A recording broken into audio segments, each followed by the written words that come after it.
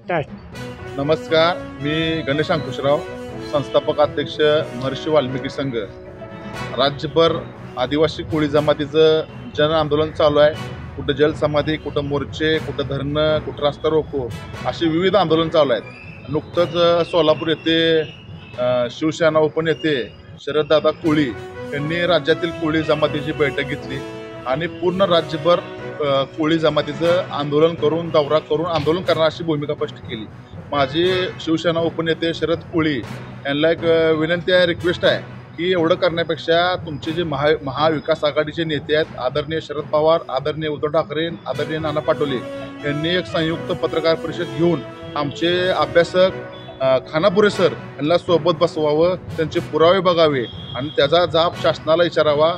एवढे पुरावे असून शासन महायुती या कोळी जमातीला न्याय का देत नाही असा सवाल ह्या महाराष्ट्रातल्या 3 प्रमुख नेत्यांनी या सरकारला विचारल्यानंतर या प्रश्नाची खरी उकल होईल।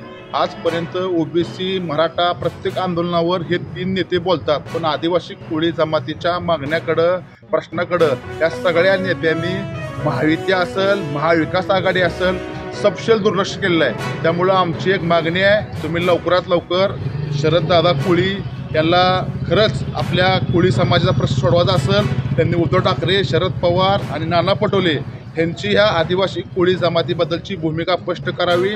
आमचे 70 लाख कोळी समाजाचे वोटिंग आहे, आम्ही काय ऐरे गैरे नट्टू खरे नाही, 70 लाख आहेत आणि कमीत कमी 70 ते 80 मतदारसंघामध्ये आम्ही निर्णायक आहे। कुणाला आणायचं कुणाला पाडायचं हे आदिवासी कोळी जमातीच्या हातात आहे।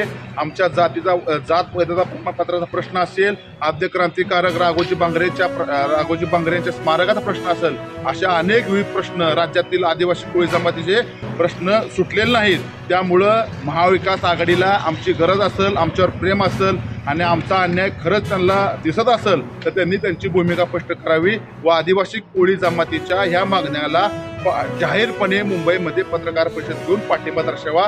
जय हिंद, जय वाल्मिकी, जय राघोजी, जय आदिवासी।